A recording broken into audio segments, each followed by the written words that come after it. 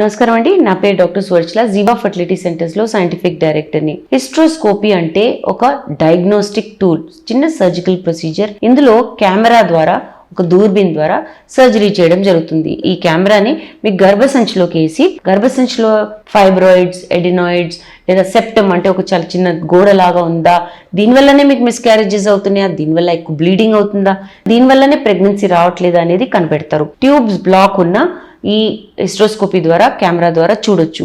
అండాశయాలు ఎలా ఉన్నాయి చూడొచ్చు, ఎండోమెట్రియోసిస్ వల్ల దాని క్వాలిటీ పడిపోయిందా అనేది చూడొచ్చు.